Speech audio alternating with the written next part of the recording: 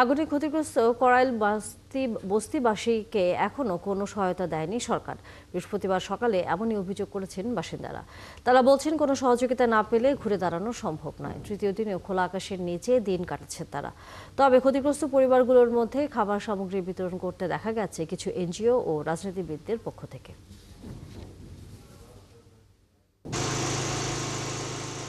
তৃতীয় দিনেও খোলা আকাশের নিচে দিনরাত কাটছে করাইল বস্তির বাসিন্দাদের।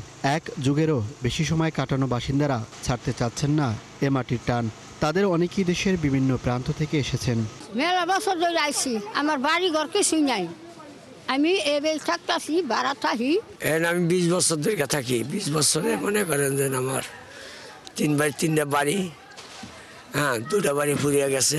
50 লক্ষ টাকার মানুষ বানা গেছে। খালি জীবনটা বাঁচাইছি। এখন কই খাইতেছি যে কই তারি করে খিচুড়ি দেয়, ওই খিচুড়ি খাইয়া সারাদিন বয়ে থাই রাস্তা।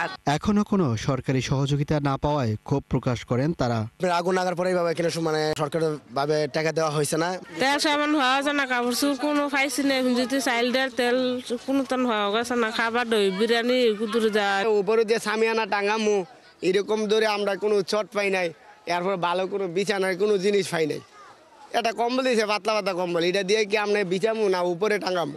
আগুনে আহত ও খোলা আকাশের নিচে রাত কাটানোদের মধ্যে অসুস্থ হচ্ছেন শিশুরা। তাদের চিকিৎসা সেবা দিচ্ছেন কয়েকটি রাজনৈতিক দল।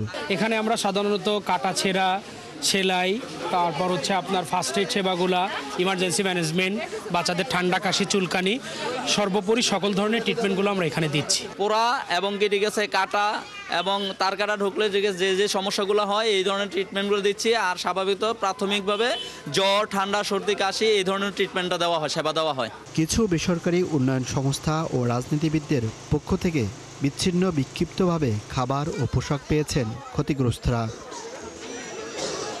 মোহাইমিনুল খান অপু, ৭১, ঢাকা।